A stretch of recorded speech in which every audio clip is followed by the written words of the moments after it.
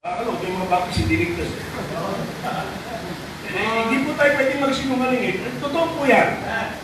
Wala po tayong mapapala. Patayin tayo ng Diyos. Tayo nasa kung magsisinungaling tayo. Pero maraming mga baptist, hindi ligtas. Hindi natin sinasabi, baptist na ligtas. Pero tayo mga baptist, meron po tayong pagkakaibahan sa ibang mga reliyon. No? At ang first distinctive natin, bilang true New Testament Baptist Church, is that the Bible. The Bible. God's written word is our sole authority when it comes to faith and practice. Ito po yung ating otoridad. Pag pinag-uusapan po yung ating pananampalataya, pag pinag-uusapan po yung ating gawi, yung ating gawa, yung ating buhay, yung Bible po, yung ating authority. Amen po ba? Kaya doon po sa, di ba, Baptist Distinctives, ginawang acronym yan. Particularly yung Baptist, nakalagay dyan, unang-una, letter B stands for Biblical Authority for Faith and Practice. Tapos yung A, Autonomy or Self-Government of each Baptist, local Baptist Church. Letter P stands for Priesthood of all believers in Christ Jesus as a personal Savior. Through ordinances from Jesus, believers' baptism and the Lord's table. Sabi na iba, tatlo na huwang tatlo na ordinansa ng Baptist. Ano yung huli? Kainan. Wala akong buhay ng Panginoon, ng Baptist walang kainan eh. So, pangatlong ordinansa na raw yan. Dalawa lang po, dalawa. Okay? Tapos, individual soul liberty of the believer. Walang makakapwersa sa iyo kung ano ang iyong magiging pananampalataya. And of course, we have yung saved, baptized church membership. Okay? And two officers of the local church. Ano yung two officers? Pastor and... pero sa iba tatlo. Ewan ko dito sa iba tatlo rin.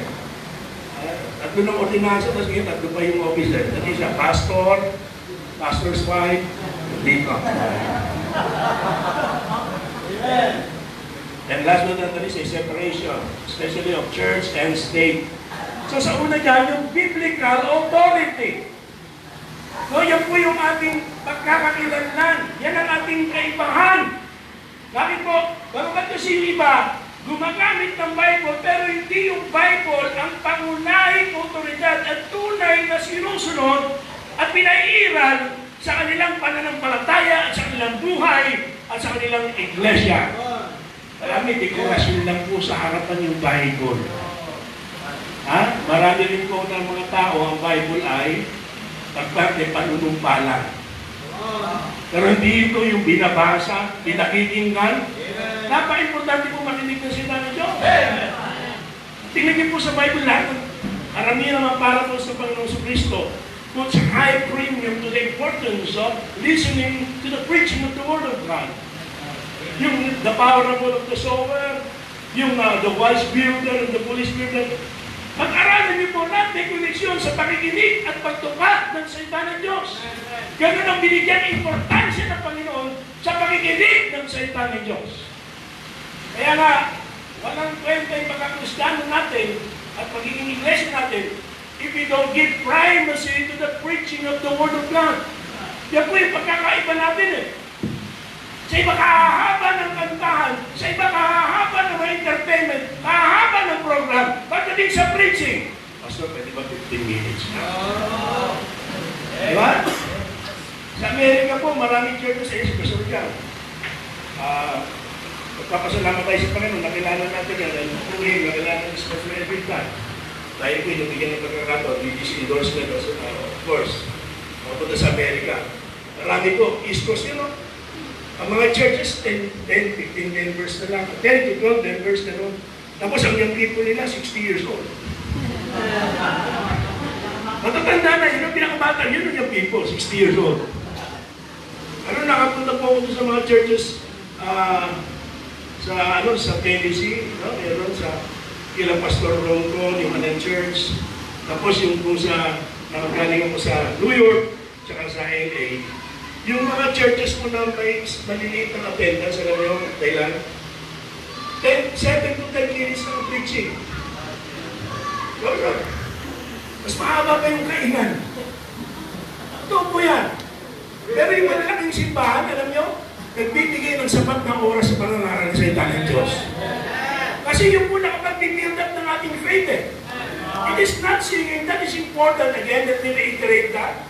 But it is through the preaching of the Word of God na tayo po ay napaalala ko, napapagtibay sa ating pananampalataya. Ito yung ating otoridad, hindi yung songbook. The Bible is our authority. Ito ang ating otoridad, hindi yung opinion ng tao, hindi yung tradisyon. Amen. Sa lugar po namin, napagod po kami, layo nilakad namin, malayo kasi parking namin. Yung mga nakapunta sa inyo sa lugar po namin, problema namin parking. At nakupa pa kami 2.5, parking lang yun. At lumakad kami ng pakaraming pagkahaba-haba, dahil mayroong okasyon po doon. At yung okasyon na po na yun ay ginagawa ng tao, karamihan po doon sa lugar namin, na hindi po ayon sa Bible. Ginagawa nila dahil yun ang kanilang nakamulatan, ginagawa nila dahil yung tinuturo na reliyon. Pero tayong mga Baptist, ang authority natin Bible. Hello? Kaya po nung Reformation period, pagman tayo Baptist, hindi tayo Protestante. Amen. Amen. We existed before the Reformation period. But our forefathers shouted and declared their position. At pinakita na hindi tayo Protestante at iba tayo sa kanila. Kaya may mga sinigaw po, may mga pahayag po, deklarasyon yung ating mga ninuno. Kaya nga meron tinatawag ng 5 solas. Ano yun? Sola Scriptura, Scripture alone. Soli Deo Gloria, glory to God alone. Sola Gratia, by grace alone. Solus Christus, Christ alone. And sola fide, faith alone. Sinabi yung Sola Scriptura, sabi nga, the Bible is the only infallible authority sufficient for all matters pertaining to doctrine and conduct. Yung po yung sabi ng Sola Scriptura, the Bible alone. Pag sinabi mo Sola Gloria, ibig sabihin, everything we do must be done for the glory of God. Only God is worthy to be glorified. Only God is worthy to receive glory. Nobody else. No one else. Only God. Amen. And of course, sola gratia. We are saved by grace alone. Amen. Through Christ alone. By faith alone. So, una po rin dyan, sola Scriptura. Alam nyo, may nag-quote na ganito, hindi siya Baptist. Pero yung kinuha niya, it is more applicable. Or I should say, it is truer to the Baptists than the Protestants. May isa Protestant, si Martin Luther. At yung kanya pong sinabi, mas totoo sa ating mga Baptist kaysa sa mga Lutherans at mga Protestants. Ano sinabi niya? Sabi niya, my conscience is captive to the Word of God. My conscience is captive to the Word of God. Ano ibig sabihin? Pinaliwanag niya. Sabi niya, kung ang nakikita ko, kahit gaano ka mangha-mangha, kahit gaano kaganda, kahit gaano convincing, pero yung nakikita ko, sa lungat sa sinasabi ng Bible, hindi yung nakikita ko ang paniniwalaan at susundin ko. Bible pa rin ang susundin ko. Yung naririnig ko, kahit gaano ka-akit-akit, kahit gaano kaganda, kahit gaano ka-convincing yung naririnig ko. Pero yung sinasabi ng narinig ko, sa lungat sa sinasabi ng Bible, Bible pa rin ang susundin ko. At kung nararamdaman ko kahit gaano katindi, natin mga young people, makinig kayo, di ba? Kahit gaano, dahil nakakita ka kay Pope si Pogi, kasi sa Baptist kasi Pogi lang ang Pogi. Kaya kahit na gaano katindi ang iyong nararamdaman, ingat ka sa Pogi, dahil hindi lang ng Pogi, babae ko sa akin, meron din mga Pogi rin ang gusto. Tama. Uso ngayon yan. Tama. Pero kahit gaano katindi nararamdaman ko, pagmamahal o galit, pagkatisok o kalungkutan, hindi yung nararamdaman ko ang susundin ko, yung Bible ang susundin ko. Kahit nag-aano ako katisod sa tithes and offering, pero yun ang sabi ng Bible, magta-tithes tithes and offering ako. Kahit gano'n ka ako is not kay pastor, sa speaker. Bible na susundin ko. Hindi yung nararamdaman ko.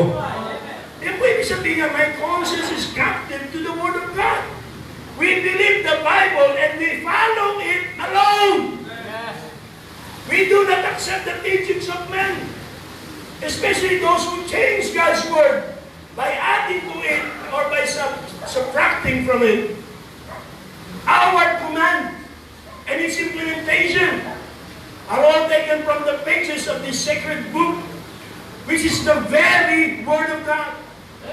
Kailangan mong maintindihan natin ang bagay na ito, mga kapatid. O alam na ng bawat isa sa atin, kailangan lang tayong palalahanan muli. Kaya ang ating otoridad ay ang Biblia. At dapat natin alamin, yung ginagawa ko ba, okay, is it according or in accordance with God's revealed Word, the Bible? Yung aming pag-iglesia ay kumikilos, nagpo-programa, may aktibidad, at nagsasagawa ng servisyo, di ba'y ayon sa Bible? So we need to know, is what we are doing is in accordance with God's revealed Word, with the Bible. Ang ating bang methods ay biblical? Ang ating bang programs ay biblical? Ang ating bang message ay biblical? Ang ating bang mission philosophy, we're talking about missions conference, ang ating bang mission philosophy ay biblical? Isa lahat, ang ating bang motive ay biblical. I have observed this is not the first conference I attended. And this is not the conference I was invited to sana ay makapag-preach. Pero observe ko na ang common goals, karamihan ng mga conferences, ay ang mga sumusunod. Una, to motivate the members of the church to fulfill or be involved in fulfilling the Great Commission. In other words, to challenge the members to win souls and make disciples. Okay? Yan ang isa sa mga listahan ng goal. Target, pag may missions conference. Purpose, bakit may missions conference. Pangalawa, for ministerial calling of God to be made known and hidden. Para yung mga tinatawag ng Diyos yan, marinig yung tawag. O yung mga tinatawag ng Diyos yan ay dinggin yung tawag. I praise God na, ayan, kasama si Pastor Cora, si Pastor Ed Garat, speaker po ng Missions Conference, first night, doon po sa Promise ng Baptist Church, Das Carinas. At binanggit ko rin po yan.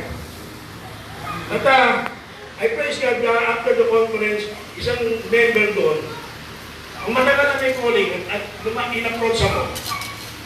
At sinabi sa akin, Pastor, masisuko na po ako ng aking buhay sa Panginoon. Sa Panginoon, hindi ko in-entertain, marami na akong narinig ng gano'n eh. But the next day, yung pastor mismo na sabi, Pastor, ginamit ko, purihin ko ang Panginoon, ginamit ko ang pamamahayag na salita ng Diyos. Dahil talagang nag-surrender ng buhay. Ang pangyayari po, kung kailan siya natanggap sa trabaho na malaki ang sweldo, saka siya nagsugod ng buhay. Yan ang purpose ko ng conference. Habulin yung mga young people na diyan upang magsuko ng kanilang buhay at maglingkod sa Panginoon. Amen. At maging bahagi ng misyon ng pagtupad sa Great Commission. Diba? Hindi lamang yung church ay ma-motivate mag soul winning. Kanina po, every Saturday po may Bible study kami. Pero hapon, pero kanina, nag-move nga kami ng morning Bible study dahil may service ngayon. Tapos fiesta po sa lugar namin. Amen. Pero ay fiesta sa ko, sige, kung sino ito ba? Awa po ng Diyos, 40 po yung bisita namin kanina. No, bakit? So meeting lang. Halos natin strict doon sa lugar namin, napunta namin eh. Pero so meeting lang. Kinukwento ako si Pastor Eugene eh. At dinwento niya, may bisita kanina, nagbunga naman yung window, nakatungaw lang doon sa Bible study. Ewan kung nakwento kanina rito. Kinwento ko sa kanya na may nag-message sa akin sa Facebook. Kasi sabi niya, Pastor, tandaan niyo pa ba ako? Sabi ko, pasensya ka na. Matandaan ako, hindi kita matandaan. Sabi niya, Pastor, isa po ako sa mga ginugood niyo sa inyo noon. Tapos kinaipala ko, nagpunta siya rin sa GMA, sa main church, sa St. Teachers namin natin. Tapos sabi niya, Pastor, member na po ako nung ilang Pastor de Torres sa Santa Rosa. Amen. Sabi niya, Pastor, di ko po nakalimutan. Alam niya, mga 80s po yun. Huwag yun ang alamin, ha? Pero mga 80s po yun. At natigil ako ron dahil nag-start na ako mag-Bible study sa Pasay, diyan kami nagsimula. But I never thought, Lord, listen, our labor is not in vain. Ang sarap malaman yung gano'n. Alam niyo, one time nagtayo kami, nakiusap kami sa isang bahay, maglagay ng trompa. At nag-preach po kami na walang tao. Walang tao po na nakaupo dyan, o hindi walang tao na magdadaanan. Preach na kami, may mga kapitbahay dyan eh. Alam niyo, merong isang member, matandang member, patay na siya ngayon. Pero naging member, naging active member ni si Gemay, piniliwanag sa akin, sabi niya, Pastor, hindi niyo alam, nung nag-i-street preaching kayo, nakikinig ko sa bahay. Wow. Nakikinig ko sa bahay. At ang sarap sa pakiramdam, Pastor Jam, di ba? Alam mo, ginamit ka ng Panginoon, sino ka?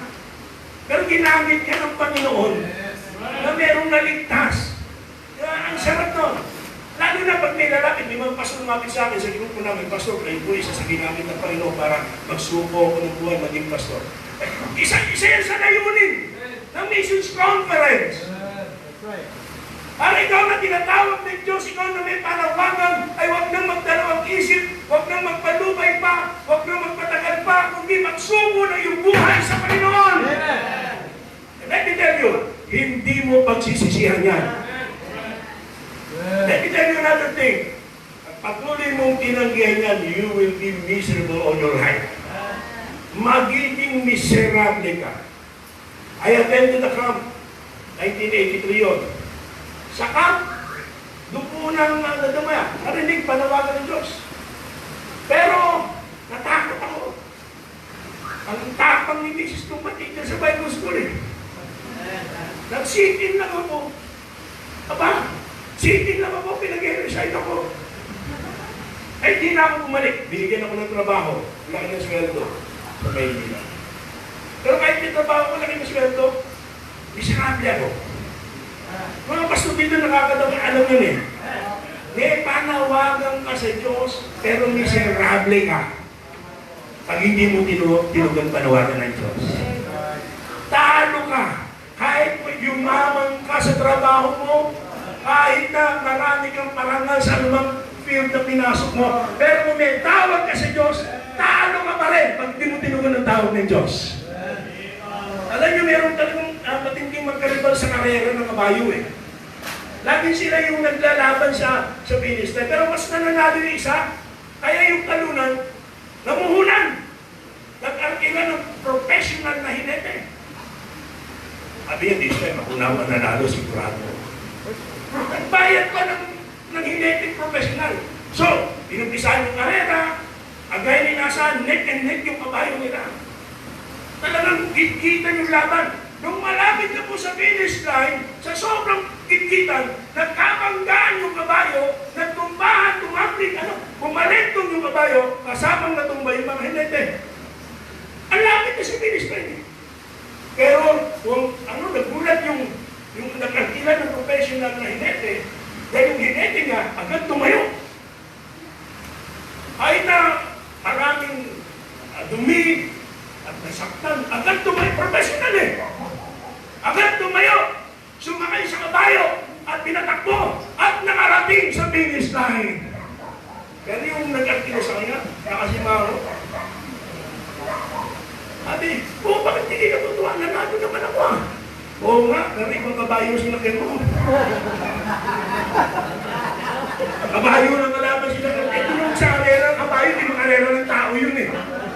Kaya kahit na nakarating siya sa finish line, anong nangyari? Talo pa rin. Bakit? Ibang kabayo ang sinakyan. Kapatid, kaibigan, yayaman ka sa trabaho, marami kang parangal sa paaralan, maaari magkaroon ka ng malaking pamilya. Pero kung may tawag ka sa Diyos at hindi mo tinugon ang panawagan ng Diyos, talo ka pa rin. Maling kabayo sinasakyan mo. Ang tanging paraan para magkaroon ng kahulugan ng iyong buhay, isuko mo ang buhay mo sa Diyos.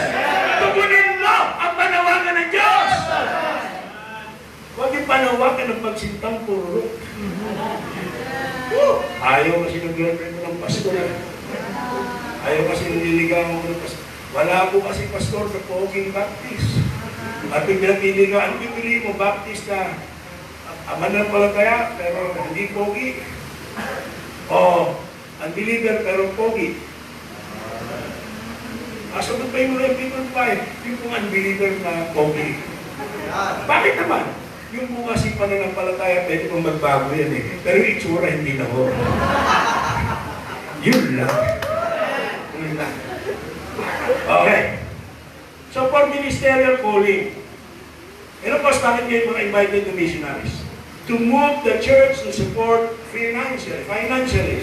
Yung mga missionaries at yung mission work. No? To move the church. Ilan lang naman mga bisita rito na pastor eh. Ha?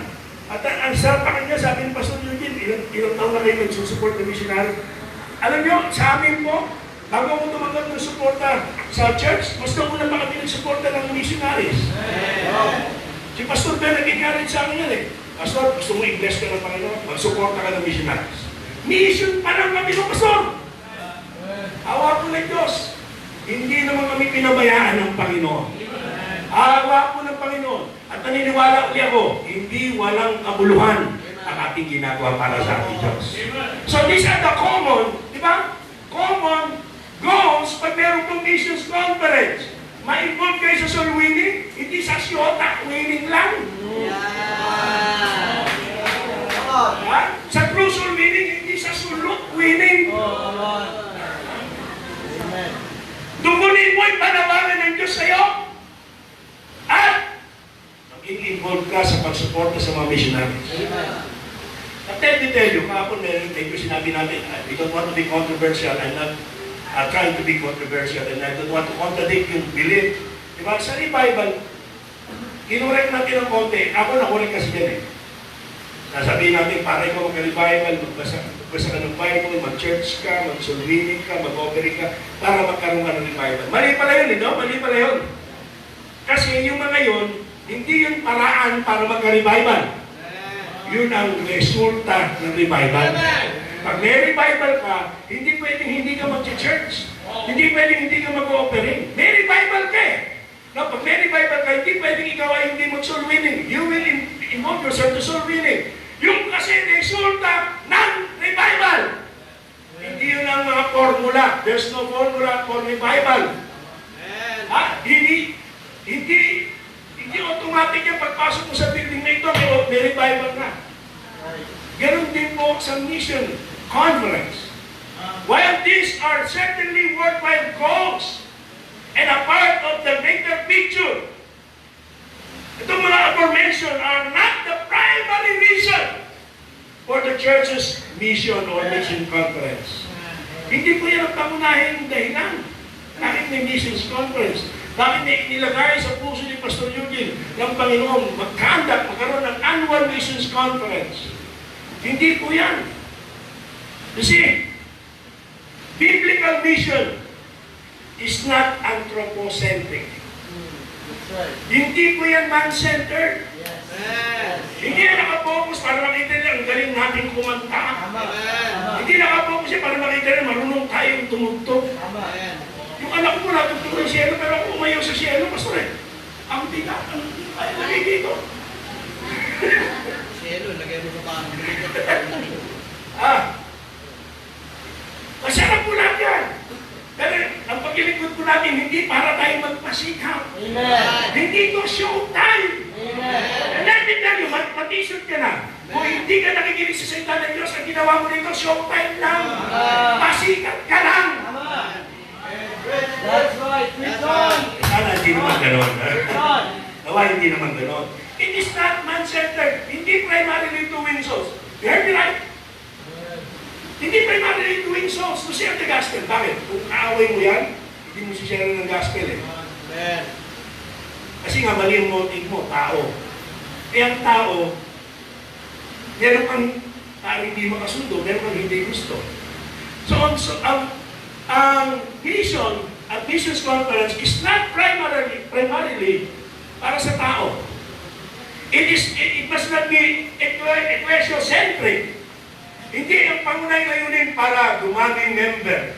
Of course, pag nation living, dadaming member. Hindi ang pangunahing layunin ay para dumami ang mission, daughter churches. Kaya hindi ho paramihan ng mission yan. Na kahit walang tawag, sige, tinawag ka ng Panginoon, hindi po ganun ang paraan ng Diyos. May tinatawag talaga sa mission. May tinatawag po talaga sa gawain. Yung po magiging resulta, kung may mission tayo, pero ulitin ko, hindi yan ang pangunahing dahilan. Bakit meron missions conference? Magiging church-centered kayo ngayon. Di ba? Hindi rin po pera ang dahilan. Maraming member, maraming operate. Dahil maraming pera member ng iba, makuha mo. Maraming operate. Di ba? Hindi pera-pera po usapan dito.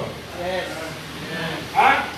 Hindi po, naniniwala ko hindi to fundraising. Mas malaki pag ginastos nyo kung ano mang matanggap niyo pang offering. At ang offering nyo, ibibigay nyo rin po sa iba.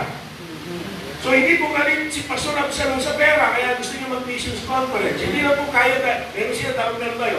Hindi po pera-pera to. Alright. Sa iba pera-pera eh. That's right. Okay? Hindi ko po pinimenos yung mga pastor nyo. Nagdaan kami sa karanasan na wala akong ganito mga araw. Hindi kami ingit ha. Wala akong ganito, wala yung nagsusupport ng iba. Ang training po sa amin, teach your people to support you. Tama. Teach your people to support you. Pero hindi ko sinasabing mali kasi kami nag-missions conference at nagsusuporta rin. Ang iba rito kasama natin. So anong puntos po natin yan? Hindi kasi pera-pera usapan dito. Hindi dahil galit ang pastor sa pera mo at ang pera mo ibigay na lang sa ibang pastor. May involved na pera yan. Di ba? Sabi ng mga inject, di ba mga Chinese?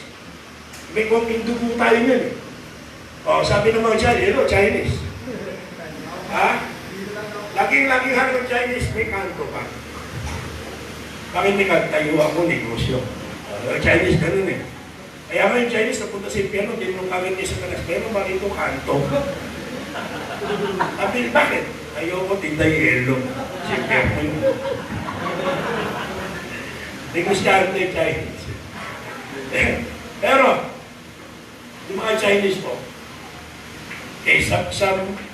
ang mga Chinese po, hindi yan masyado sa malaking tubo. Mga Chinese. Ay mga Pilipino, gusto natin magpatubo malaki. Ang binili mo 50, benta mo 150. Duhabang ka eh. Ang Chinese, konti tubo, dami kliyente, laking kita. Di ba? Yung tumubo lang sila ng konti, masaya ng mga Chinese eh.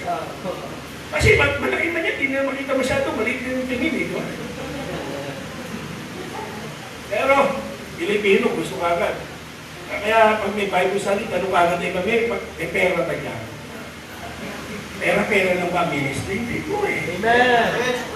Hindi po patuluan ito. Hindi po galit sa pera pastor nyo. Amen. Hindi ko sinasabing hindi kailangan ng pera. Sa negosyo po, kailangan po yung 4 na M. Manpower, kailangan ng tao. Machinery, kailangan niya. Money, kailangan niya. Itong missionary, pag nag-send sa Israel, nakikita ulit kami ba sa hindi yung sabihin doon, baptist mo. Kaya ano ngayon? Hindi mo pwede mambayad sa tindahan yan, mga pastor. Diba? Hindi nabibili ng bigas ng baptist mo o ano ngayon. Kahit baptist ka, magbabayad ka sa jeep, magbabayad ka sa tindahan. Kaya pili ka pa rin. So, kailangan ng pera, tsaka manawa, oras. Hindi ko sinasabi hindi kailangan ng pera. Masamang sabihin hindi kailangan ng pera. Kasi nungalingan nyo, kailangan ng pera sa ministry. Alright. Pero kung pera lang nasa isip natin, dahil sa pera matitisod tayo, mamang siyempre ka, pera lang ba mahalaga sa'yo? Diba? Eh siyempre, hindi ito payabangan niya. Kami may missions conference, kami magaling kami, ang galing ko mag-praise. Hindi, egocentric yan eh. Kasi sa time natin ito, lahat na lang naka-selfie. Diba? Selfie lahat. Puro mukha mo lang nakikita doon. Okay. Ang tawag sa atin, selfish generation. Hindi naman lahat. Pero hindi po yan. Biblical mission, let me repeat, is not anthropocentric, it is not ecclesiocentric, it is not mammocentric, it is not egocentric. Biblical mission must be theocentric. Amen. It must be God-centered. Bakit may mission? Kasi yan ang sabi ng Bible. Ayun ang ating authority Bible. At ang anong Bible? Yan ang salita ng Diyos. Kaya yung salita ng Diyos, ang dahilan, bakit may mission? Si Kristo, theocentric, Christocentric, Christ-centered, all for the glory of Christ in everything we do. Ha? Sabi po ng Ephesians 3:21, kaya ang mga verses na nagsasabi, the vision must be done first and foremost for the glory of God, for the glory of our Lord Jesus Christ. Ephesians 3:21, meron bang verse, kapatid? Thank you. Nakibasa po, sabay-sabay. Nakibasa po, sabay-sabay. Handa, basa. Unto him, glory in the church by Christ Jesus, to all ages, world without end. Amen? Amen.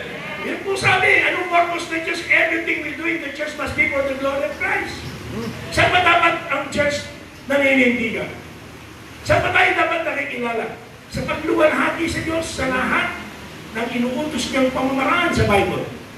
In 2 Thessalonians chapter 1, 11 to 12, ano sabi diyan? Pakibasa po ulit. Now, lahat po.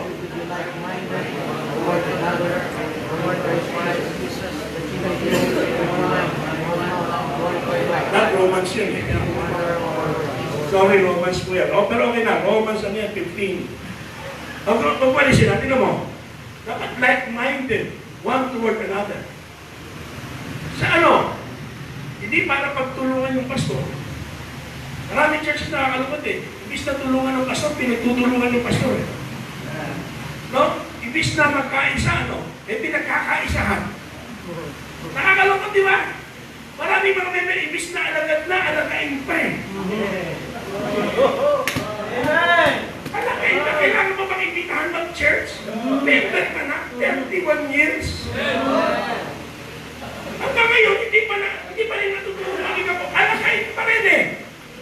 Bakit po? Kasi sa preaching, ibis na nakafocus, ang ginagawa dyan, focus. Kami mga hocus-pocus na ginagawa sa tabi-tabi. Sa paligid-ligid. Haligalinga. Hindi talaga magkakaisa. Yung pastor, may dinadalo na security guard sa mental hospital eh. One time, lumarat na ng pastor yung security guard, yung mental hospital, nakabukas yung gate. Habang yung mga mental patient doon, ay pwedeng tumakas. Kaya sabi ng pastor, kung hindi kayo natatakot ng kaisa yung mga yan, at bugbugin ka, tumakas. Matalino yung security guard, sabi nga, hindi yung magkakaisa yan, pastor. Bakit mo sabi? Mga baliw yan eh, hindi magkakaisa. Hindi po nakikipagkaisa sa church. Kayo na ho bahalang magbigay ng konklusyon sa sinasabi natin ito. God will not bless us if we are not united. No, yung lalaki na hulog niya sa dapat. Hindi siya marunong lumangoy. Sabi ka sa pakero, Brad, tulungan mo. Di ginawa ng pakero, sinunggaban yung ulo, di po. Kinuka. Pag ano na, hulog eh. Sabi, Brad, tulungan mo ako sa pipil. Hinuka ka na. Ginawa, sinunggaban yung isang kamay. Prosthetic. Ba't tulungan mo ako? Sabi, isa pa. Ganun din, prosthetic. Nainis yung pangkero, sabi, Sir, put yourself together first so I can help you. Hindi tayo matulungan ng Panginoon eh. Bakit? Matak-matak tayo eh. Sa Diyos, hindi lahat nagkakaisa eh. Iba yung pinagkakaisahan eh. When we're supposed to be like-minded one toward another, with one mind Yes, sir. and one mouth. Amen. Good. Glorify God! Good. Glorify God, mga kapatid! At kung ganyan po tayo sa church, wala akong matira sa ulo. Bakit po ba so? Kasi hindi nakaka-glorify kay Lord yun eh. Wala akong problema sa church kung talagang nakakaisa. Isang church na nagkakaisa. Problema, hindi lahat ng church nagkakaisa. And what is the purpose? Magkaisa in glorifying God. And we cannot think that we're glorifying God if we are not united and if we are not obeying the command of God. Ito po yung purpose natin. 2 Thessalonians 1:11-12. Okay na, kapatid? O, pakibasa po. Ganun na. O, handa, basa.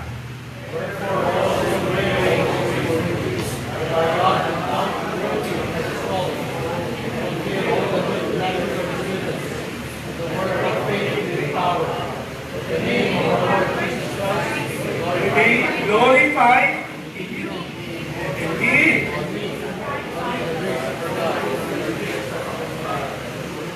Okay, magdadrugs kung hindi church kayo. Yung yung maintindihan, hindi aside. Sabi, that Christ may be glorified in you. No, yan ang purpose eh. Yan ang purpose ng Missions Conference na ito. Upang mag-glorify ang Diyos. Walang sino pa man, hindi si pastor, hindi ako, hindi kayo. Walang ibang bida dito kundi ang Panginoon. Extra lang tayong lahat. Wala sana sa ating kontrabida. Meron mong kontrabida sa Satanas na yun, huwag mo na agawan. Magkaisa tayo ang glorifying God. At kung nagkakaisa tayo, hindi mahirap yung Missions Conference. Hindi mahirap mag-surrender ng buhay. Hindi mahirap sumama sa visitation sa soul winning. Hindi mahirap mag-offering. It's a celebration. It's a blessing. It's not a burden. It's a blessing. It's not a punishment. It's a privilege. Nagkakatalo sa motibo. Kaya kung mali ang motibo, wala kang aasahan. Ha? Mali ang motibo, walang mangyari. Diyan tayo mag-umpisa, mga kapatid, sa motibo. Kaya sabi, whether therefore ye eat or drink or whatsoever you do, whatsoever, Missions Conference, revival meeting, anniversary, missions opening, mga pledges, faith promise, whatsoever you do all for the glory. Umanta sa lahat, it must be for the glory of God. Sa Holy Day of Gloria, nag-preach, nag-respond, lumaro, nagtulong-tulong, Soli Deo Gloria, all for God's glory alone. Para sa kaluwalhatian ng Panginoon. Kaya, the mission must be first and foremost for the glory of God. Sabi ni George W. Peters, God is a God of missions. He wills missions. He commands missions. He demands missions. He made missions possible through His Son.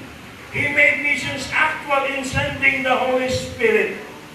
Sabi ni David Livingstone, God had only one Son, and He was a missionary. Sabi ni Eddie Ho, God was the first ever missionary when in Genesis 3:8, He went out in search of two sinners who had rebelled against Him in order to bring them back into fellowship with Him. Since God is a missionary God, God's people are a missionary people.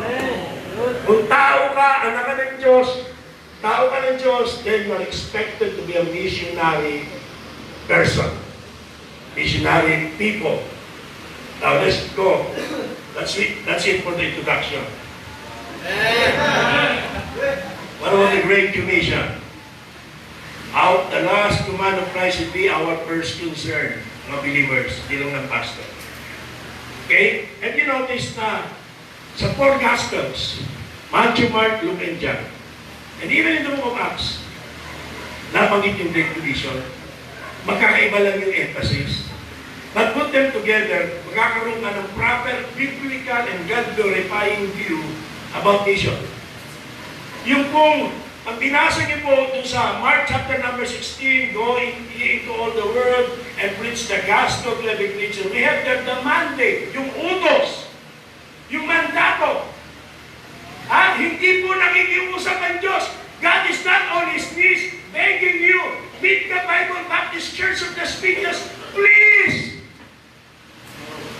going to, there's no word please in the passage, the verse.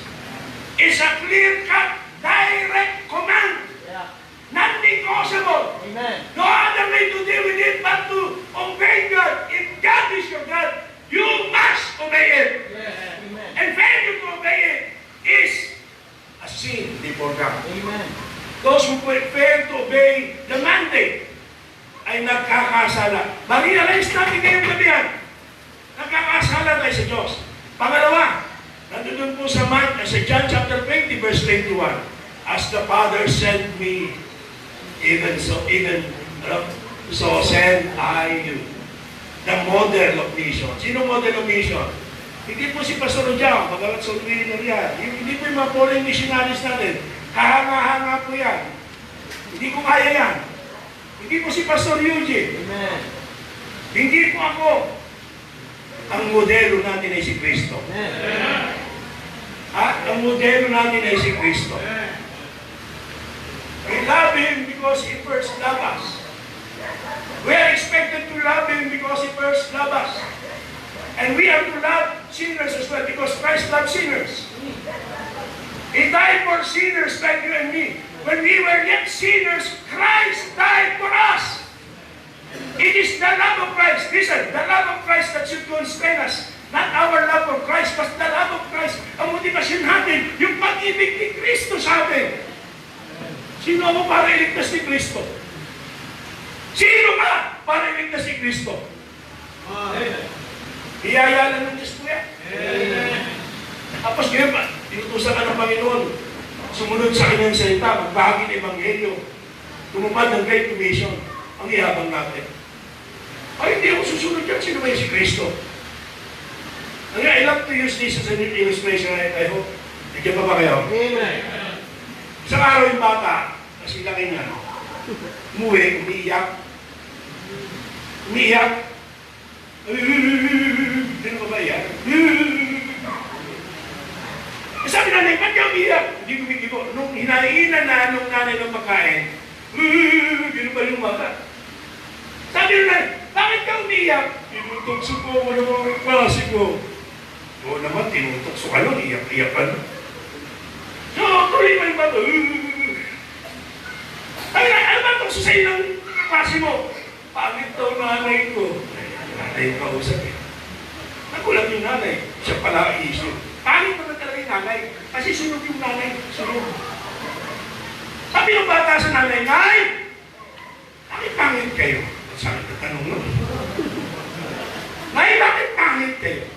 Sabi na, alam mo, Nay, alam, kung baby ka pa, kubo ng bahay natin. One night, iniwan kita sandali sa buyan. Kasi lang ilaw natin. Nag-iigib ako. Pero di ko alam na sa hangin o kaya sa pusa, natumbay yung kasera, nasunog yung bahay natin. Nung marinig ko nasisigawan ng mga tao, naalala kita, agad-agad tinigil ko yung ginagawa kong pag-iigib sa poso, tumakbo ko, nakita ko yung bahay natin, nasusunog, at naririnig kita umiyak doon sa loob. Ginawa ko, pupuntahan kita, pero pinipigil ako ng mga tao, sabi na, malaki na yung apoy, mahirap na. Pero binuhos ko yung aking lakas para ako ay makapiglas, ako ay makaalis, at nagtagumpay ako. Sinagasa ko yung apoy, anak. Sinagasa ko yung apoy, anak. Naramdaman ko na susunog yung aking balat. Naramdaman ko na susunog yung aking buhok. Naramdaman ko yung init ng apoy. Pero hindi ko pinansin yun. Ikaw nasa isip ko, anak. Natutuwa ko, nakita ko di pa nilalabon ng apoy, lugar mo. Eh, ginawa ko, kumuha ko ng kumot. Binalutan kita, anak. At tinakbo, sinagkasa ko uli yung apoy. Muli kong naramdaman yung paso. Muli kong naramdaman yung sunog. Pero wala akong pakialam. Ang tanging nasa isip ko, iligtas ka sa apoy, anak. Amen. Kaya ganito ko, anak, iligtas ko sa apoy. Amen. Yung bata ang ginlalo.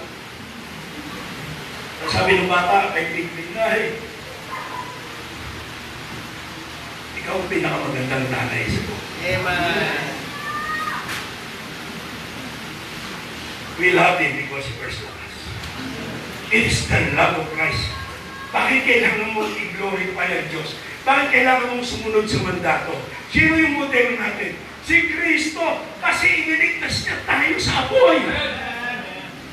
Siya ang pinakamagandang mangyayari sa buhay natin. Siya ang pinakamahalagang bagay sa buhay natin sa iglesia. Hindi ikaw, hindi ako, si Kristo. And to Him be glory in the church. And He is our model. Hindi ka ngayon utusang ipako sa krus eh.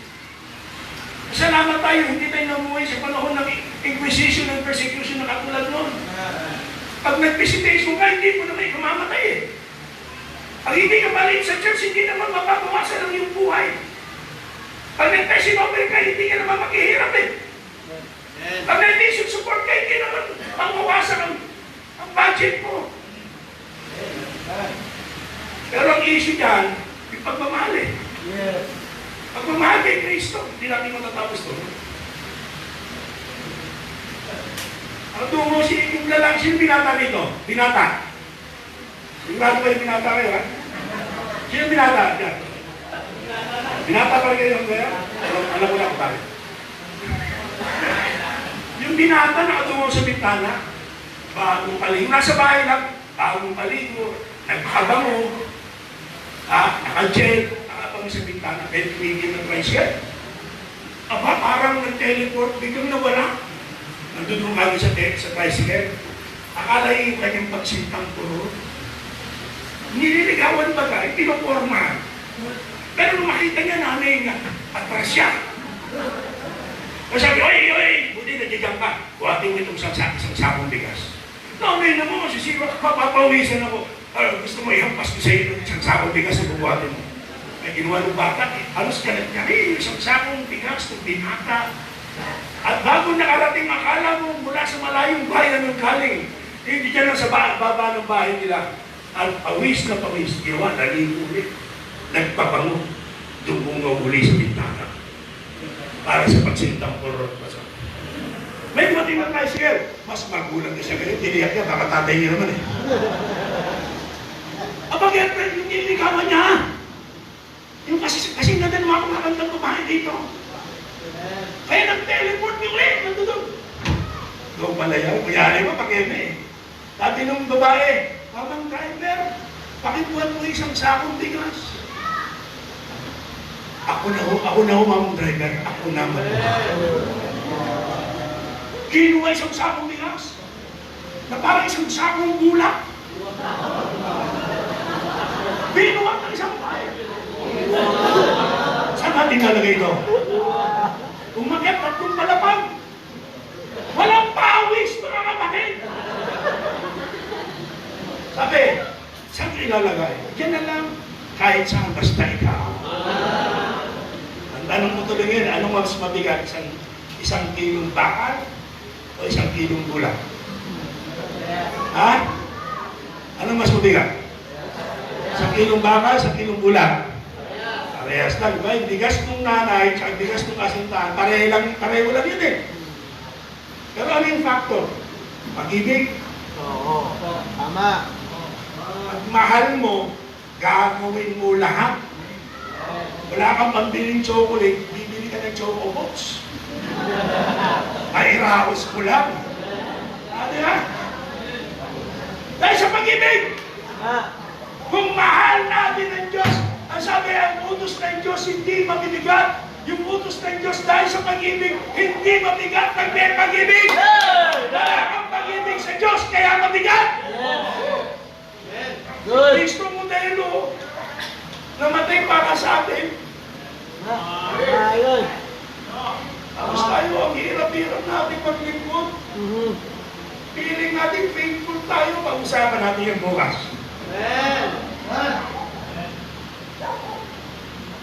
Tapos pagdating natin dun sa Luke 24, 46-48, nandito yung message, yung mission. Yung Christ's death, yung gospel. His death is for the resurrection. Tapos pagdating sa Acts 1:8, yung manner.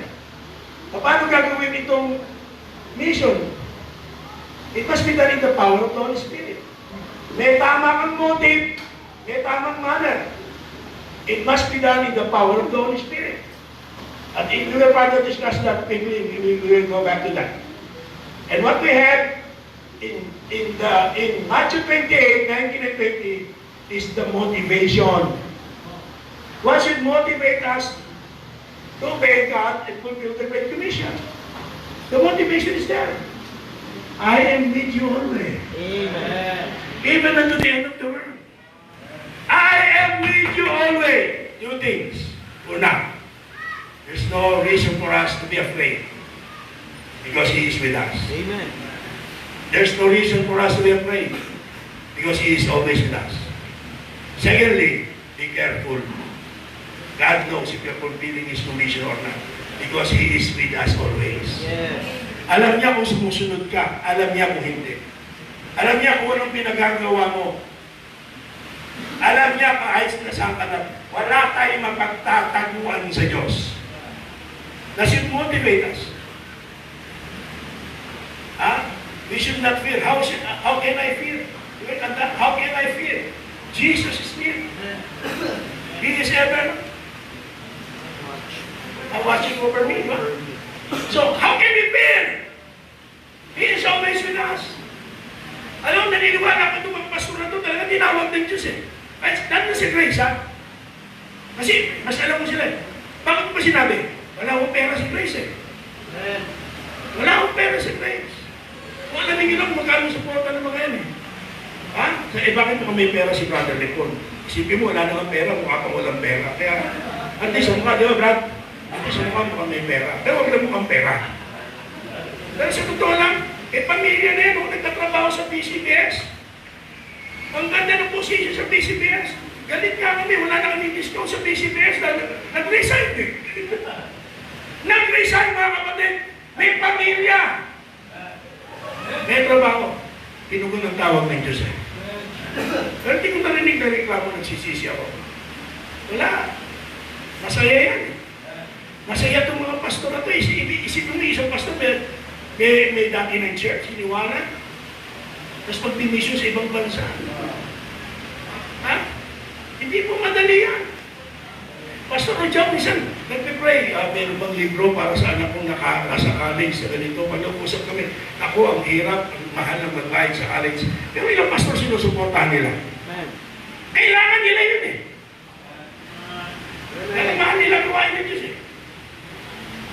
Kaya ay meron ganito, mahal yung gawain ng Diyos eh. Mahal ng pastor ninyo eh. May kusap pa ba ako? Nandiyan pa ba kayo? Hindi, mga kapitbahay ka ako sabi ko.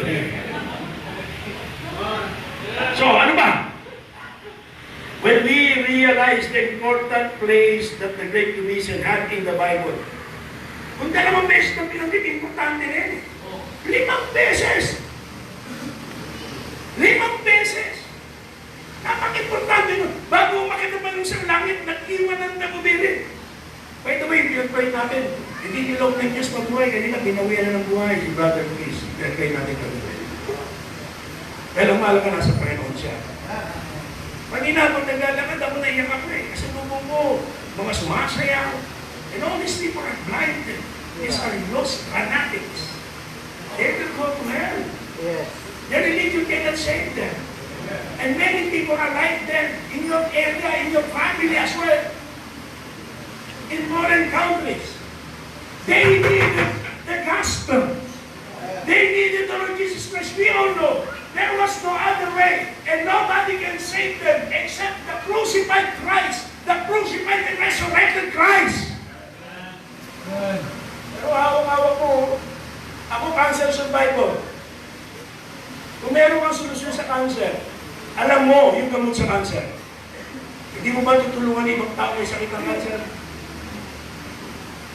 Pero alam mo, yung gamot para maligtas sa impyerno.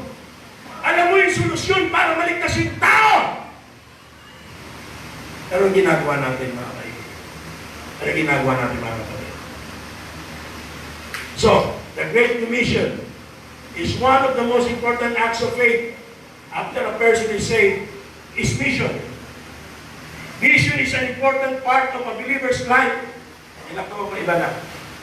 And the act of doing the work of mission is an act of faith. Sabi na isang Swiss theologian, si Emil Brunner, he once wrote, "A church exists by mission. as fire exceeds by burning. That's right. Amen. Sabi ng isa, unknown source, sabi nga, a church that lives by itself will die by itself. Si Henry Martin, pioneer missionary sa Muslims in India and Persia, sabi nga, the Spirit of Christ is the Spirit of missions. And the nearer we go to Him, the more intensely missionary we must become.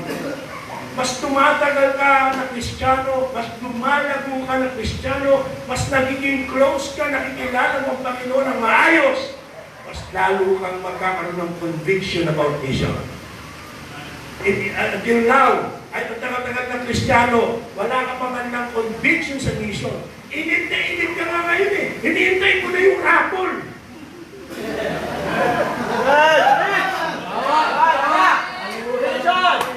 O siya raffle na. Ibig sabihin, hindi lumalalim ang relasyon mo sa Diyos. Hindi tama pakilala mo sa Panginoon.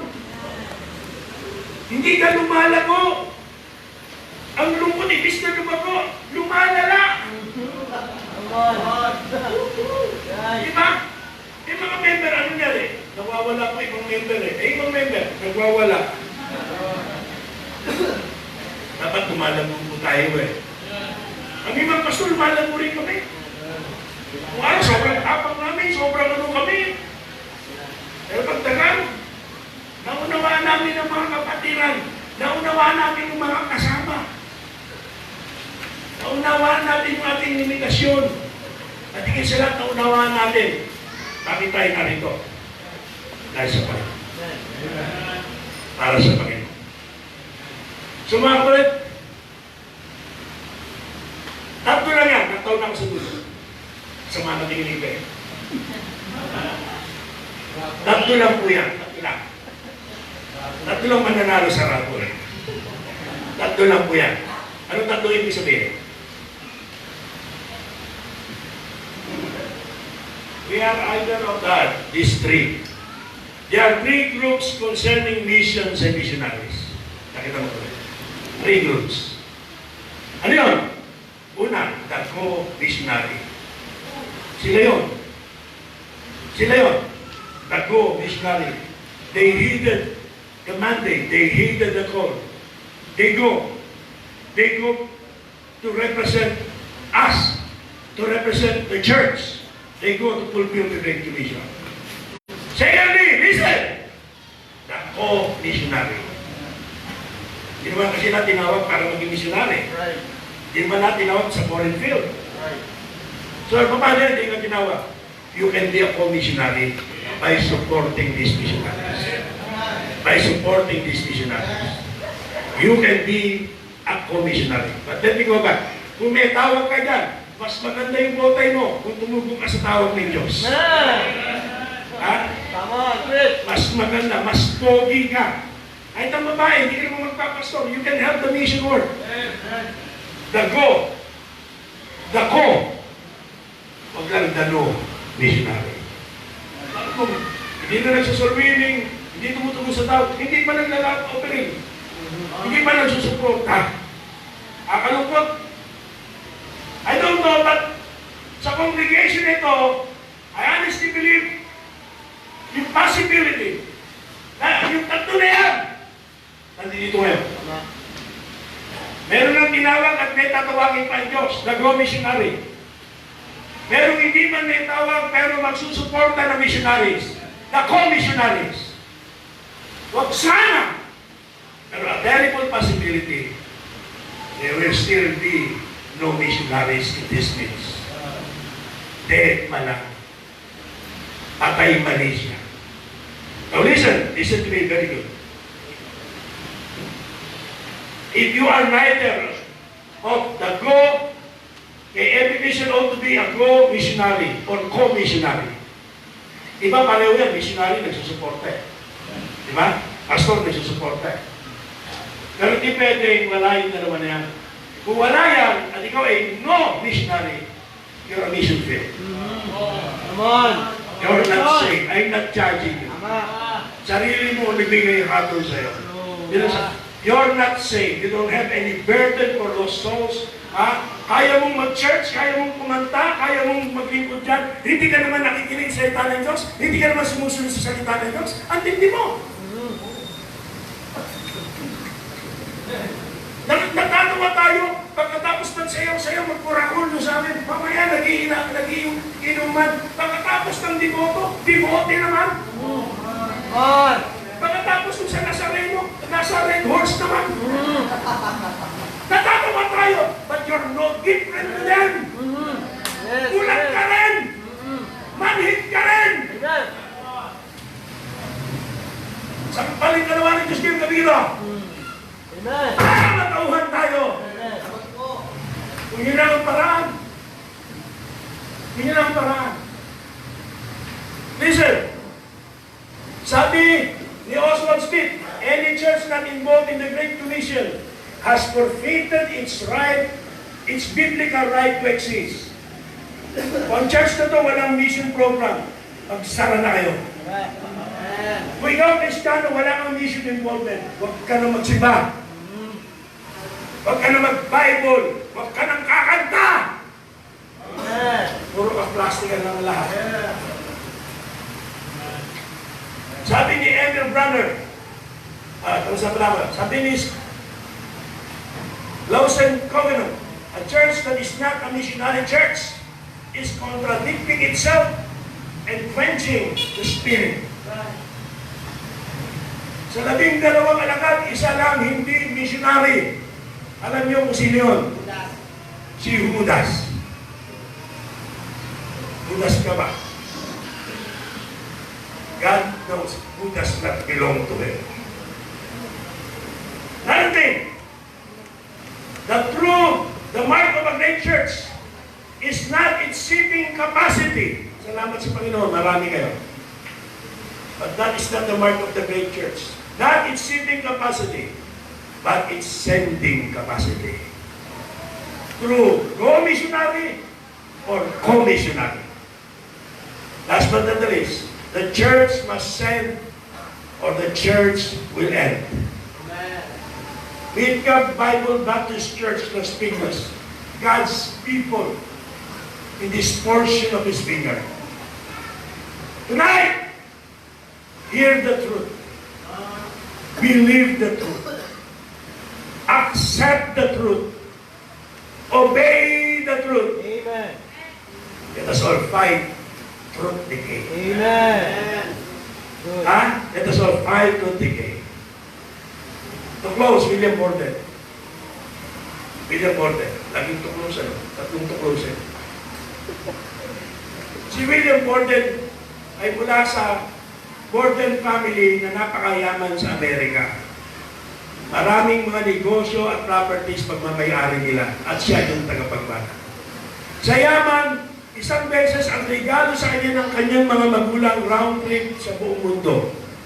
And during the trip, naka-attend siya ng service kung saan hindi lang siya na-save. Nagkaroon siya ng desire to be a missionary at ang target niya ay China. Nung umuwi siya, sabi niya sa mga magulang niya, gusto mo maging missionary? Gusto mo pumunta sa China? Sabi ng mga magulang niya, baka nabibigla ka lang. Pag-isipan mo yan. Pag-isipan mo yan, baka nabibigla ka lang. Eh ginawa niya, nung nasa kwarto siya, gabi na, nagpipray siya, umiyak siya sa Panginoon. Tapos sa Bible niya, sinulat niya, no reserve. No reserve. Tinapos niya pag-aaral niya, sabi ng mga magulang niya, siguro magbabago isip niya pag nakatapos na. Nung matapos na siya, sabi niya sa mga magulang niya, Pa, tutuparin ko na yung aking conviction. Pupunta na ako sa China para maging missionary. Sabi ng mga magulang niya, wag, ganito na lang gawin mo kung di ka mapipigilan. Dito ka na lang sa Amerika, mag-pray na lang tayo, babayaran natin yung iba para sila pumunta sa China. Pinag-pray niya. Nung gabi niyo, umiiyak siya sa Panginoon. Kaya bukasa, sikulat niya ulit sa Bible niya. No retreat. Sa ibabaw, no reserve. Sa ilalim, no retreat. Hindi napigilan.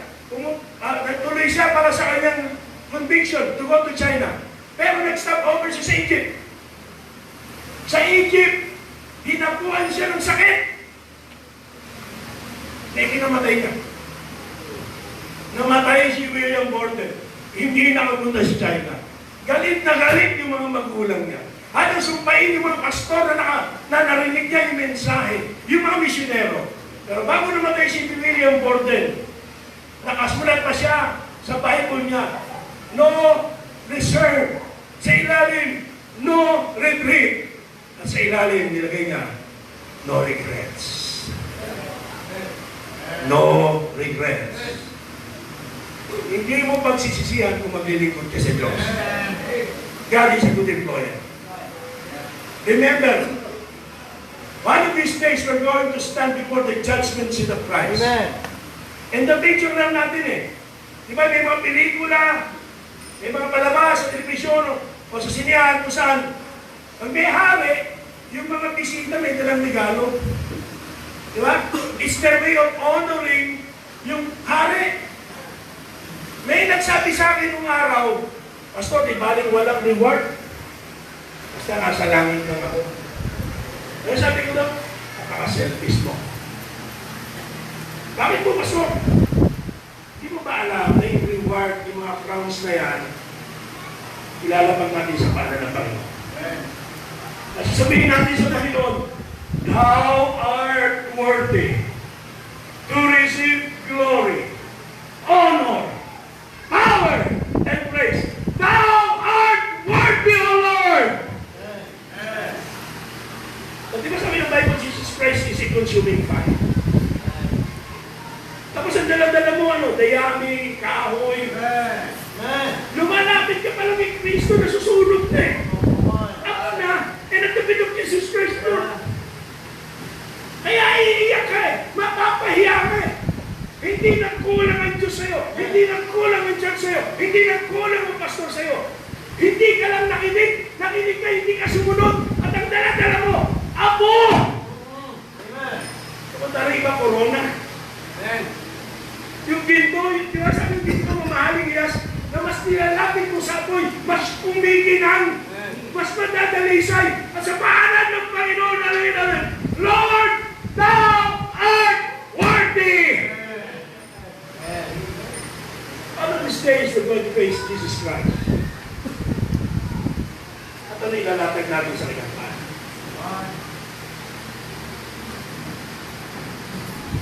The last command of Christ must be the first concern of every believer. It was